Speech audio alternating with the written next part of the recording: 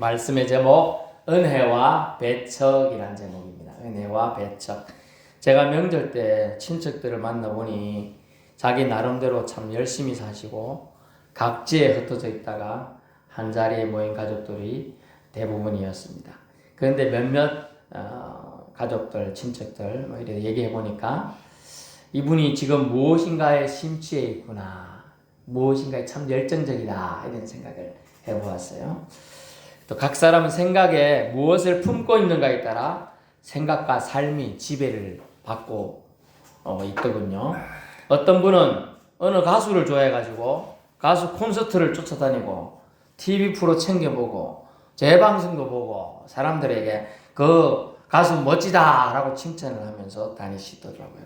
또 누구는 운동선수 좋아해가지고 그 선수팀 운동 경기를 보러 가서 응원도 하고 멀리 시간과 돈을 들여가지고 타 지역까지 심지어 찾아가더라고요. 그러면서 그 선수를 좋아합니다. 자기가 좋아하는 대상을 보고 싶어서 또 그것을 즐기기 위해서 그런 행동을 한다고 하더라고요. 여러분은 지금 무엇에 심취해 있습니까? 무엇이 여러분을 살게 합니까? 어떤 부분에 여러분은 열정이 생겨나고 그 부분을 하고 싶다는 생각이 듭니까? 무슨 생각, 무슨 일을 가장 많이 하면서 지금 여러분은 시간들을 보내고 있으신가요? 올해는 여러분의 생각이 하나님을 더 많이 생각하고 하나님이 주시는 긍정의 좋은 생각으로 가득 차시길 바랍니다. 그래서 가정마다 여러분이 하시는 일들마다 형통의 축복이 있기를 축원합니다. 본문은 예수님의 은혜로운 말씀을 그 은혜로운 말씀에 대한 사람들의 반응들이 나와 있습니다. 은혜로운 말씀, 은혜다. 무슨 말이냐면 카리스라는 단어인데 선물이라는 단어예요. 선물. 하나님이 인생들에게 주신 가장 큰 선물은 예수 그리스도입니다. 예수님이 가장 큰 은혜로운 선물이시죠. 그래서 예수님이 은혜 그 자체예요, 사실. 그런데 본문에 지난주에 우리가 기억을 더듬어 보면 성령님이 예수님께 임재해서 이제 예수님이 성령에 인침받아 활동하시게 된다는 것을 기록되어 있는 이사야서를 인용해서 예수님이 친히 하신 말씀이 있었습니다. 그러면서 예수님이 가난한 자에게 복음을 전하기 오셨다. 왜냐하면 부자들은 이미 이 땅에서 살면서 누릴 거 다 누리고 살면서 사니까 신에 대한 갈급함이 하나도 없어요. 근데 가난한 자는 어렵고 힘드니까 물 한 그릇도 구걸해야 되고 밥 한 줌도 쌀 한 줌도 구걸해야 되는 입장이다 보니 또 추위에 들들들 떨다 보니 심지어 신문지 하나 날아가면 그런 거 하나 우리 제가 서울에 있을 때 지하도 지나가 보면 신문지 한 장 갖고도 자기들끼리 싸우더라고. 왜냐하면 신문지를 덮어도 따뜻하다는 거예요. 노숙자분들 말이죠. 사실 보니까 제가 한번 테스트를 해봤는데 사실은 바람을 막아주더라고요. 신문지 한 장이. 그거 가지고 노숙자분들끼리 싸우는 걸 제가 봤어요. 그래서 여기 계시지 말고 쉼터라는 게 있어요. 그래서 제가 소개도 시켜주고 제가 개척한 교회도 몇 분 오셨는데 또 섬기는 교회도 오셨을 때 쉼터에 연결도 해줬는데 가는 족족이 생각보다 잘 정하고 있는 분은 거의 없고 대부분은 도망쳐 나온대요. 왜? 구속대제거든, 구속. 몇 시까지 들어라, 술 먹지 마라, 담배 피지 마라. 또 이런 소리치지 마라, 밤늦게. 이런 걸 규약이 있고 있으니까 그게 쉼터 안에 뭐 잠은 지어주고 밥도 먹여주지만은 그는 구속받는 게 싫어가지고 도망간다는 거예요. 다시 나간다는 거예요. 그래서 그런 삶이 자기는 좋다는 겁니다. 아, 그러시구나 했어요. 예수님은 은혜로 이 땅에 오셨지만은 세상에 우리 하나님 아버지는 모든 좋은 것들에 가장 좋은 은사를 주시는 하나님이시고 빛들의 아버지입니다. 우리가 세상 천지창조를 보면 태양이 먼저 있을 때 그렇지 않아요. 태양은 나중에 있어요. 빛이 있으라 하고 나서 그 다음에 태양은 있으라 태양이 생겨납니다. 그래서 빛이신 빛보다 더 먼저 근원이신 예수님이 이 땅에 오셨지만은 가장 좋은 거지만 사람들은 가장 좋은 것의 가치를 몰라요. 자신이 빛이라고 말하고 빛이다, 빛으로서 왔다, 빛의 역할을 하기 왔다고 하지만은 예수님을 사람들은 믿지 않아요. 가난한 자에게 복음을 전해러 왔다. 가난한 자의 복음이 뭡니까? 내가 가난하니까 내 가난을 벗겨주는 거, 내가 지금 못 먹고 있으니까 시루떡 하나 주는 거, 백설기 하나 나눠주는 거죠. 오뎅 하나 주는 거, 이게 가난한 자들에게 지금 당면한 복음이에요, 사실은. 그렇지만은 그것이 와닿지가 않습니다, 사람들은. 그리고 주님은 너희가 지금 죄악에 눌려있는데 그것을 해방시켜 주려고 그 죄악에 눌림에서 지금 여러분이 뭐 레슬링 같은 거 해보신 분이 있을지 모르겠어요. 저는 어릴 때 장난을 많이 치다 보니까 친구들과 레슬링을 해봤어요. 또 우리가 고등학교 때 학교에 교기라고 하죠. 교구. 하여튼 뭐 학교에서 주장하는 운동이 있었어요. 그게 유도였어요. 유도를 해보니까 삿발을 잡아 당기다 보면 어느새 모르게 사람이 맛이 갑니다. 졸려가지고 숨을 못 쉬는 거죠. 그게 눌리는 거예요. 그런 거예요. 눌리는 거. 그리고 우리가 여러분 악몽 꾸다 보면 막 눌려가지고 꼼짝도 못하고 있죠. 나이트메어. 그런 게 눌리는 거예요. 그 눌리면서 벗어나게 해주기 위해서 예수님이 오셨다고 말합니다. 사실 눌린 자는 자기 스스로 그걸 못 벗어나니까 눌려 있는 거잖아요. 그죠? 그걸 벗어나게 해줬으니 얼마나 주님이 은혜가 그 사람에게 임한 겁니까? 그리고 온 세상에 예수 믿으면 구원받는다. 예수 믿으면 하나님께서 그를 하나님의 자녀로 삼아주는 특별한 권세를 주고 상속자의 지위까지 주겠다. 네가 지금 아무것도 없지? 내가 온 세상의 주인이신 하나님이 너를 내 아들로 양자로 삼아주겠다 라고 하는 그 복음을 전하러 예수님이 오셨어요. 이 어려운 말씀을 전했을 때 지난주일에 사람들이 예수님 대단하시다고 칭송을 하고 막 이랬는데 오늘 반응은 어떠냐 하면 사람들의 반응이 22절 시큰둥합니다. 22절 그들이 그 정을 졌고 정언으로 그 입에서 나오는 바 은혜로운 말을 들었긴 들었는데 놀랍게 여기는 사람이 있지만은 놀랍게 여긴다 하지만 사실은 좀 비아냥거리는 말투예요. 그래? 신기하다. 이 정도 생각입니다. 그러면서 사람들은 더 나아가서 놀랍게 여기고 이 사람이 요셉의 아들이 아니냐라고 하면서 내가 알던 그 요셉의 아들인데 이렇게 생각하는 거죠. 그래서 이 사람들은 어떤 시큰둥한 반응, 요셉의 아들이 아니냐 하면서 놀라운 일을 행하신 주님을 칭송하기보다는 하나님께 영광 올려드리기보다는 놀라운 일일 뿐이다 라고 말하면서 평가절하, 깎아내리는 거예요. 깎아내리고 있어요. 그래서 요셉의 아들이다. 내가 알던 옆집 아이다. 내 집 울타리 쳐주고 만들어주던 그 아이다 라고 얘기하는 거예요. 지금 그냥 애 취급하는 거죠. 갑자기 난데없이 유명해져 왔다고 해서 내가 알던 그 요셉의 아들일 뿐이야. 뭐 그렇게 지금 어설프게 오히려 그들은 반응하고 있어요. 이렇게 된 이유가 뭐냐면 근본적으로 메시아로서 구원을 베푸실 전능자로서 그들이 예수님을 어려운 말로 영접지 않았기 때문이죠. 그래서 그들은 시큰둥한 반응을 보이게 됩니다. 그것은 결국 메시아로서 우리에게 구원을 베풀어 우리가 하나님께 나아가는데 방해되지 않도록 가교, 다리 역할을 해주실 분으로 영접지 않기 때문에 불신앙의 모습이 그들 속에 들어가게 되었습니다. 그래서 이것은 내가 예전에 알던 요셉, 그 사람이 직업이 목수였는데 그 목수의 아들일 뿐이야, 아들이야 라고 하는 편견의 지배를 받게 되었습니다. 그래서 부정적 생각은요, 편견을 타고 들어오는데 대부분 그 편견은 경험과 확인되지 않은 선입관을 통해서 들어옵니다. 본문에 가버나움에서라는 표현이 나오는데 우리가 들은 바 23절 가버나움에서 행한 일을 네 고향 여기서도 한번 행해봐라 이러면서 예수님을 부추기고 오히려 예수님을 평가제라 하며 별거 아니다. 예수님이 행한 일들에 대해서 이렇게 나쁘게 보고 있는 시각이 그대로 드러나 있어요. 뭐 때문에? 편견 때문에. 그래서 예수님은 뭐라고 했어요? 진실로 선지자들이 자기 고향에서 제대로 대접받은 선지자들이 없다라고 해요.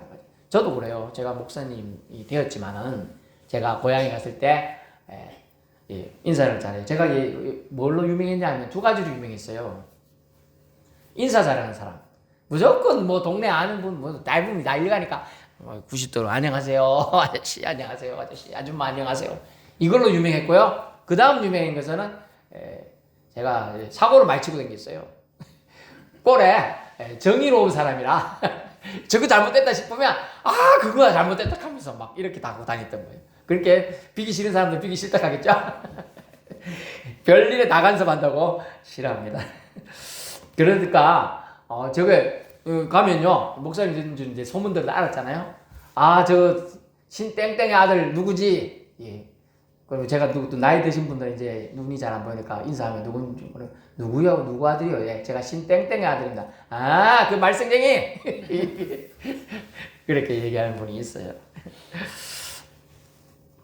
그래서 그 동네 가면 그냥 뭐 아무 목사로서 그것도 아니고 근데 심지어 이제 아는 친척들은 목사 됐으니까 내가 지금 아프다 어디가 내가 암이 2개나 걸렸는데 지금 회복 중인데 좀 기도 좀 해달라 이런 분이 있더라고요. 그래서 기도 해드리고 했는데 진짜 암이 걸리니까 확 그 좋던 체격이 그 잘생긴 인물이 싹 빠져가지고 살이 쫙 빠졌더라고요. 그래서 너무 오랜만에 한 20년 만에 봤어요. 그 우리는 아재라고 해요. 아저씨. 아저씨 뻘인데 인사 기도해드리고 그래요. 왔던 기억이 납니다. 그래서 예수님이 가버나움에서 많은 이적들을 행했는데요. 마가복음 1장에 보면 귀신을 쫓아줬어요. 귀신 들려가지고 하고 어떤 사람은 우리가 제가 보면 쟤보다 덩치 약한 사람 있잖아요. 그 애들 뭐 이 정도 이렇게 했는데 실제로 잡으면 힘이 장난이 아닌 애가들이 있더라고. 그 귀신 걸려서 그래요. 저 대학 다닐 때 귀신 걸린 애가 한 명 있었어요. 덩치 저보다 작은데 힘이 장난이 아니야. 2명에 2-3명이 붙어도 안 되더라고. 그래서 제가 호통을 쳤어요. 예수 그리스도로. 네 안에 있는 귀신은 나가라고 소리치고 막 그랬더니 떨면서 나갔는지 어쩐지 몰라도 그 다음부터 잠잠히 조용히 있더라고요. 제가 막 그런 거 소리치는 거 목소리가 예전에도 컸어요. 그래서 막 소리쳐서 쫓아내주고 뭐 그래 됐습니다. 그래서 예수님도 귀신을 쫓아냈어요. 그리고 마가복음 2장에서는 중풍병자를 치유했어요. 중풍이 걸려가지고 꼼짝도 못하는 사람을 치유해 줬어요. 그런 이적적인 소문을 이 마을 사람들이 들었어요. 동네 사람들이. 예수님 자란 마을의 사람들이 들었어. 그렇게 그거나 한번 해봐라. 그럼 네가 하는 표적을 이적을 기적을 내가 구경이나 해줄게. 이런 심보로 그들이 네가 목수 요셉의 아들이 아니냐라고 비아냥거렸던 거예요. 여러분 은혜로운 말씀도 우리가 받을 때 아멘으로 받아야 그 은혜가 되지요. 근데 비아냥거리면 그거 한 개도 안 돼요. 그냥 왔다가 튕겨나가요. 은혜 자체이신 예수님이 오셨지만은 은혜에는 관심 없고요.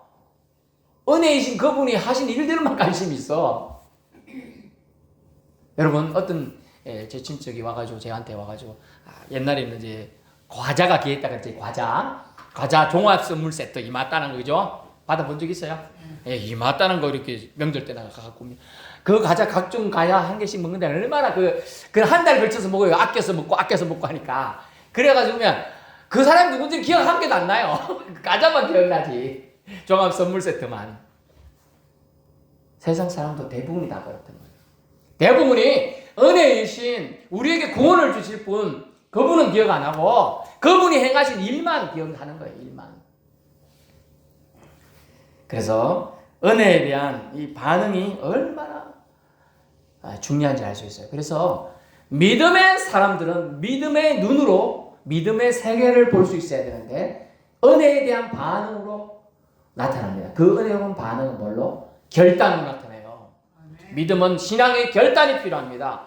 내가 이제부터 예수님을 나의 주 나의 하나님으로 영접하리라. 내가 예수님이 하신 말씀을 내 삶 가운데 적용하며 살리라. 그리고 결단이 있어야 돼요. 그리고 예수님이 내가 너에게 권세를 주노니 너희가 세상 사람들에게 너희가 매면 저 세상 사람들이 묶일 거고 너희가 놓으면 저 사람이 놓을 거야. 그럼 뭐예요? 예수님을 통하여 구원의 메시지를 전하면 저 사람이 묶여있는 귀신이 저 사람 묶고 있는 귀신이 쫓겨갈 거라고 주님이 말씀한 거예요, 간접적으로. 그리고 저 사람이 앓고 있는 병을 너희가 풀면이잖아. 풀면 뭐예요? 가서 기도해주고 역사하면 그 사람 병도 나을 거라는 거죠. 그 놈을 행하라는 거예요. 근데 목사님 저는 그런 능력이 없어요. 저 사람 앞에 가서 말 한마디 하기도 부끄러워요. 그러나 성령이 감동 주면서 아니다. 너와 내가 함께하면 네가 할 수 있다. 모세도요. 이스라엘 백성을 출애굽시킨 200만 명을 탈출시킨 모세도요. 하나님이 네가 할 수 있다. 네가 가서 애굽 바로 왕한테 가가지고 담대하게 말을 선포해라. 내 백성을 내보내라. 내 백성은 광야에서 나를 예배하게 하기 위해서 내가 그들을 광야로 와서 만나길 원한다 했더니 안 보내줘요. 그리고 말합니다. 바로한테 그런 말을 전하러 하니까 모세가 뭐라 했어요? 모세, 저는 입이 둔하고요. 입이 뻣뻣하고요. 저는 말을 잘 못합니다. 어쩌면 좋을까요? 저는 부끄러워요. 이러고 있다요. 너 앞에 말 잘한 네 형이 있지 않니? 네 형을 통해 대하도록 하자 하면서 그래도 안 된다고 말하니까 하나님 뭐라고요? 혼내켰어요. 혼내키. 그만 거리던 소리, 그만 좀 힘없는 소리, 약한 소리 그만하고 용기를 내라. 여러분 용기를 내야 합니다. 아멘. 주님은 우리에게 말씀합니다. 네 빛이 너에게 이르렀고 그래서 일어나라 빛을 발하라 라고 하십니다. 여러분 일어나야 돼요. 삶의 자리에서 여러분을 낙담케 하고 실망케 하고 용기 내지 못하게 해서 주눅들게 하는 것에서 일어나야 되는 거예요. 여러분 일어나야 합니다. 말씀이 왔습니다. 은혜로운 말씀에서 아멘이라고 받아들이고 내가 한번 해보리라. 할 수 있다. 하면 된다. 해보자라는 그런 마음이 있어야 뭘 하지. 아이고 나는 안 돼. 나 이거 어떻게 일어나겠어. 여러분 몇십 년간 안전뱅이로 있던 사람이 예배 드리러 가고 있던 베드로하고 있었잖아요. 구걸해요. 뭐 한 푼 줍쇼 이러고 있어요. 예배 드리러 가고 있는데 나는 은과 금은 없으나 내게 있는 나사렛 예수 그리스도 이름으로 면하노니 일어나 걸어라 하니까 어떻게 됐어요? 믿음이 확 들어버렸어. 그래갖고 일어나 걸을 수 있을 것 같아.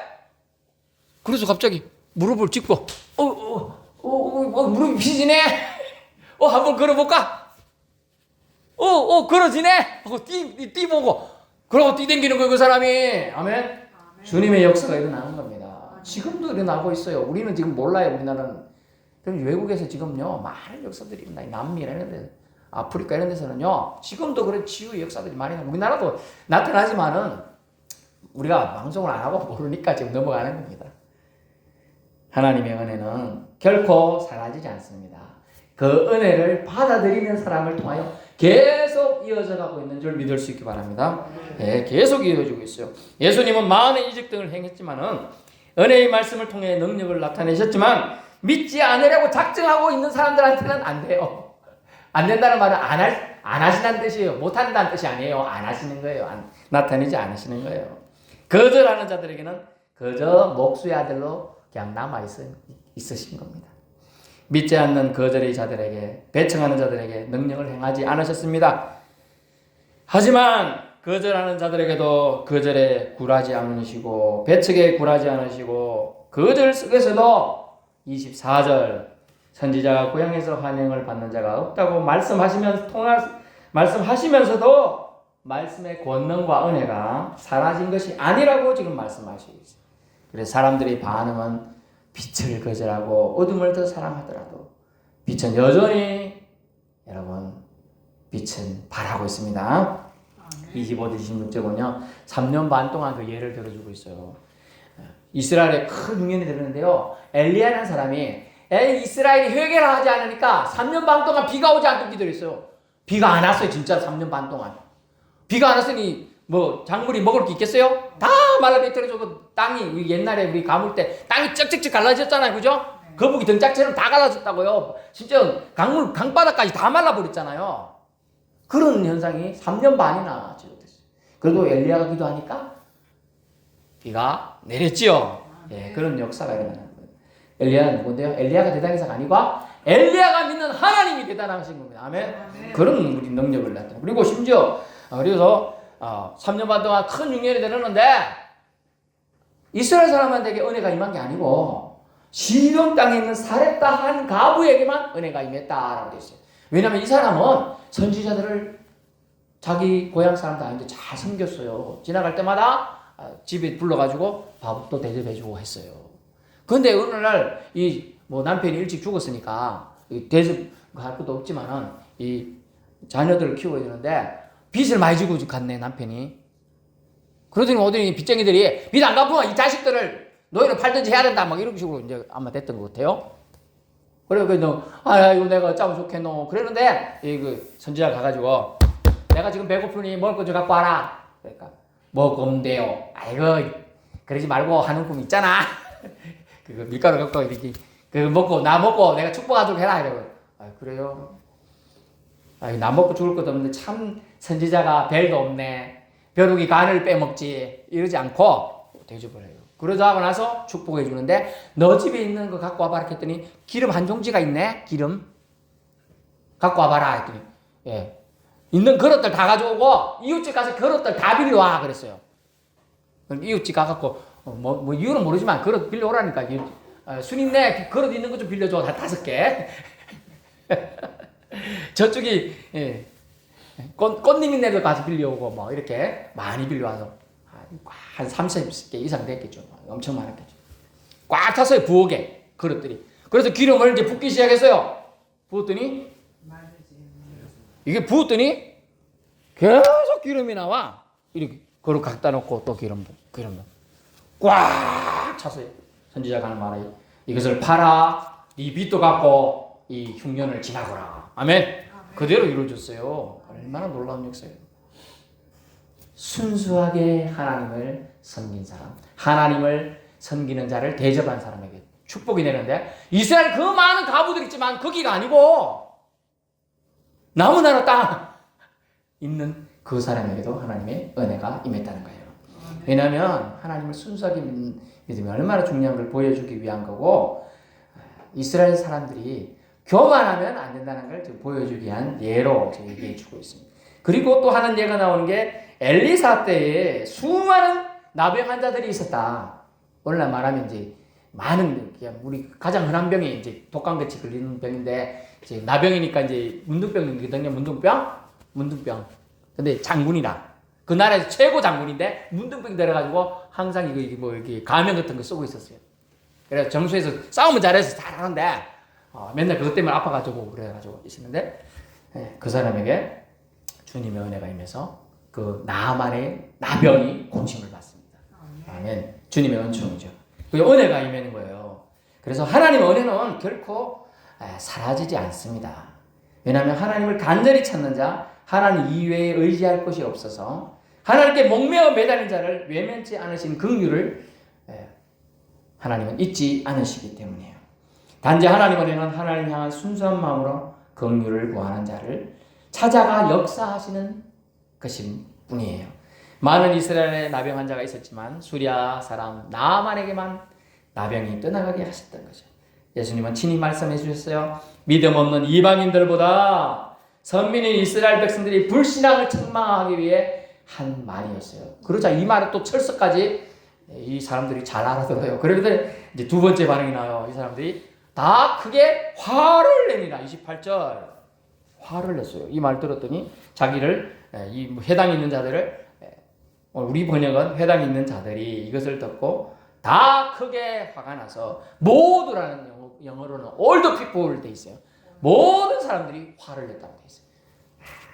우리가 저 이방 사람들 못하냐 뭐 이런 식인 거예요. 다시 말하면 뭐 좀 표현은 여러분은 어떻게 들을지 모르지만 서울에서도 서초동 뭐 그리고 성남에서도 분당 있겠어요.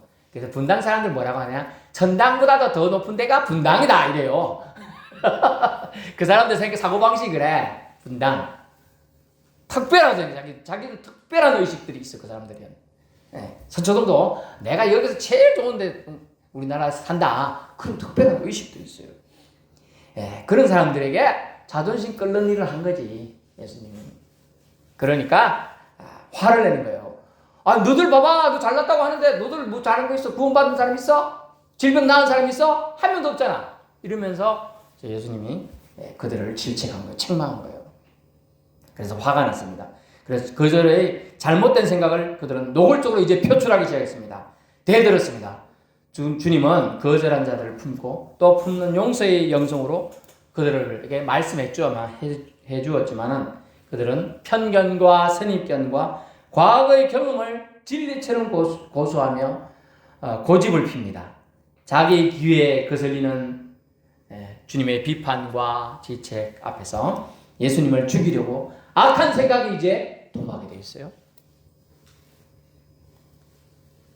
끝에 보기 저 뒤에 사람 나오고 분명히 예수님을 낭떠러지까지 끌고 갔어요. 낭떠러지. 저 돌 떨어진 거 보이죠? 뜯어내면 예수님도 떨어져서 죽는 거예요. 지금 그렇게 지금 이 사람들이 끌고 갔어요. 29절 일어나 동네 밖으로 쫓아내요. 그 동네가 건설된 산 낭떠러지. 건설된 말은 원래부터 있던 뜻이래요. 원래 뜻인데 낭떠러지까지 끌고 갔습니다. 안 갈라는데 끌고 가서 힘이 사람들이 많으니까 끌려갔습니다. 그리고 밀쳐 떨어버리려고 손까지 뻗치고 지금 있죠? 근데 예수께서 그들 가운데로 지나서 가시니라. 아멘. 이렇게 되어 있습니다. 그래서 예수님은 저들의 악한 생각으로 뭉쳐서 처음에는 예수님을 비아냥거리고 예수님이 하신 일을 통하여 하나님께 영광을 올려드리지 않고 그냥 예수님을 평가절하던 데서 끝나지 않고 이제는 화를 내서 예수님을 죽이기까지 하려고 하는 악한 생각을 가지게 됩니다. 그러나 예수님은 기죽지 않고 돌파의 영성으로 저 가운데로 지나서 가시게 돼요. 최종적으로 여러분, 예수님의 대적은 무지와 편견의 무리가 아니라 마귀이기 때문에 그냥 주님은 돌파해서 가십니다. 오늘 말씀의 결론 말씀드립니다. 오늘 예수님은요, 고향 사람들에게 은혜의 말씀과 능력을 행하시려 했습니다. 하지만 사람들의 고정관념과 편견, 그리고 거절의 마음과 배척하는 마음, 비꼬는 마음, 질투의 마음, 곱지 않은 시선 등으로 거절과 배척을 받았죠. 잘못된 생각이 계속 자라나 잘못된 열매를 맺게 해서는 안 되겠습니다.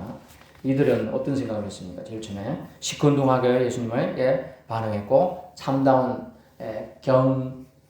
외심까지는 아니더라도 존중의 마음을 가지고 있지 않았어요.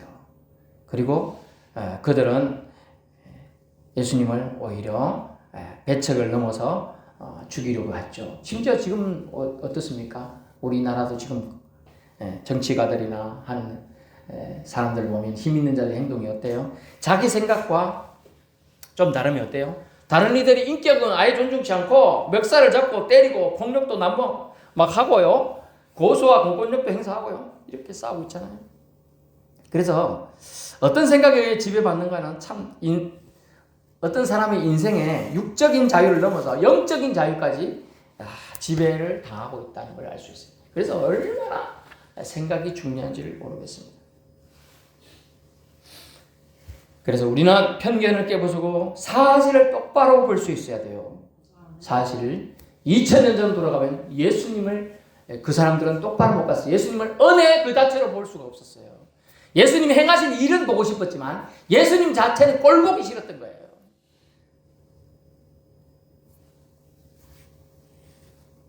그래서 이것은 마치 괄목 상대란 말이 있는데 다시 눈을 씻고 다시 본다. 이 사람이 변한 게 없나? 얼마나 성장했나? 이런 걸 봐야 되는 게 원래 바른 자세인데 그런 마음은 없고 갑자기 변하고 유명해지고 왔는데 이렇게 무시하려는 그 마음이 편견이 고집이 더 컸던 거죠. 따지고 보면 옛날 생각해 보면 알 수 있어요. 어릴 때 어떤 애를 권투 경기 어릴 때 동네에서 권투 시합하다 이겼다고 세계 챔피언이 되어 돌아온 자를 내가 예전에 이겼으니까 또 이길 수 있다고 싸우면 지겠죠? 그러다가 큰 코 다치는 거예요. 근데 그들이 편견은 은혜를 아예 없애버리는 악으로 지금 등장하고 있다는 거예요. 그래서 편견은 얼마나 신앙생활 안에 방해가 되는지 모릅니다. 우리의 편견은 어떻습니까? 예수님을 오늘날 우리의 편견은 어떤가 잘 봐요. 예수님을 제가 뭐 예수 믿으셔야 됩니다. 예수 믿지 않고 이렇게 힘들게 사시다가 돌아가시면 지옥 갈 수 있습니다. 이렇게 지옥 간다 하면 또 화를 낼까봐 제가 지옥 갈 수 있습니다라고 부드럽게 얘기를 드립니다만은 그들은 또 말씀을 듣는 사람은 어때요? 예수가 누군데요? 그 이스라엘의 예전에 구원자로 오신 분입니다. 하지만 인류 전체를 구원하시기 오신 하나님의 선물입니다. 이렇게 전합니다. 그러면 이스라엘 사람이 나하고 뭔 상관이 있어? 이렇게 반응한다는 거죠.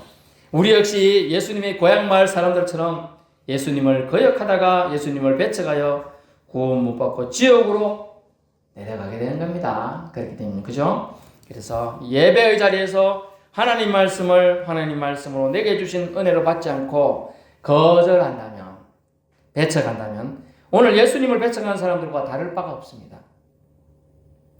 하나님 주신 은혜가 우리 삶 가운데 풍성히 넘치게 하려면요, 우리는 편견을 깨고 하나님 말씀을 겸허히 받아야 될 줄로 압니다. 말씀을 내게 주신 의미를 묵상해야 돼요. 오늘 왜 저 말씀 하시지? 오늘 나 귀에 듣기 좋은 말씀을 좀 해주지 말이야. 기분이 상하네. 이렇게 반응한다는 거죠. 그래서 제가 이제 서울에서 부목 일도 하고 전도사도 할 때, 지금 우리 교회가 소규모니까 우리 교회 얘기를 잘 안 합니다만, 한번 얘기하면 어떤 때 이제 설교 말씀을 전하면 성도들이, 저뿐만 아니라 다른 목사자들이 말씀을 전할 때도 은혜롭습니다. 은혜에 대해서 너무 좋습니다. 이렇게 말을 해요. 그게 가만히 들어보면 칭찬이기도 합니다. 가만히 들어보면 자기 귀에 좋은 들리는 말로 들린 거예요. 그죠? 근데 자기 귀에, 자기 마음에 거슬리는 말이 사실 은혜인 거예요. 여러분 깨달으시기 바랍니다. 자기 마음에 거슬리는 말. 편견을 깨라고 오늘 지금 얘기하고 있는데요. 편견을 깨야 은혜가 내게 임한다는 걸 말씀드리고 있는데요. 근데 내가 뭔 편견이 있다고 그러는 거야, 자꾸. 그게 편견이 뭐냐? 우리는 배운 사람은요, 나보다 못 배운 사람을 싫어합니다. 제가 아는 서울에 목회하는 제 친구 목회자는요, 배움이 짧아요. 고등학교까지밖에 안 나왔어요. 학업이 집에 형편이 그래가지고 외국에서 좀 살다 왔는데 고등학교까지만 한 게 있어요. 그러니까 그 교회는요, 좀 규모가 크고요. 우리 교회 한 5배 이상 더 큽니다. 엄청나게 큽니다. 우리 여러분 이름만 되면 유명한 음료수 회사 사장도 그 교회에 출석해요. 유명한 음료수 딱 포자로 시작하는 거 있어요. 엄청나게. 근데 학문이 짧잖아요. 고졸이고. 이제 그렇게 대학원을 가야지 어쨌든 목사님이 그걸 할 수 있으니까, 공부할 수 있으니까 이제 방송통신으로 대학을 마쳤습니다. 그러니까 무시하죠. 자기는 서울대 나오고 자기는 연고대 나왔는데 말귀를 못 알아먹는다는 거예요, 목사님이. 결국은 이제 그랬다 하는데 교회 다른 데로 간 모양인데 계속 무시하는 거예요, 계속. 나보다 덜 배운 목사가 말하는 게 내가 날 가르치려고 도네? 기분이 나쁜 거예요. 여러분 어때요? 그렇다는 거예요. 그래서요, 서울에 서울 아니지 경기도인데 아주 큰 교회가 있어요. 몇만 명 출석해요. 근데 그분 목사님은요, 일반 대학을 나오셨지만 나중에 이제 신학을 하신 거예요. 일반 대학이 어디냐? 서울대학교예요. 그러니까 서울대학교 나온 사람 잘했잖아요. 그러니까 사람들이 다 배우래요. 나보다 더 많이 배운 목사님이다. 다가. 그 목사님은 키도 저보다 더 작아. 그런데도 나보다 더 좋은 대학 나왔으니까 배울 수 있다고 그러는 거예요. 틀린 얘기는 아닙니다. 그렇지만은 사람들이 선입견이 거기서도 작동한다는 거예요. 제가 그랬잖아요. 어떤 분 말씀 들고 갔는데 장애자랑. 말도 더듬어. 예수께서 그러시네 이렇게 하고, 그러시네가 뭐야? 한참 생각했어요. 예수께서 그렇게 말씀하셨다 그런 뜻이에요. 근데 알아듣지를 못했다 했잖아요. 제가 무슨 사람을 강단에 세우냐고, 수백 명의 사람 앞에 내가 막 그랬어요, 마음속으로.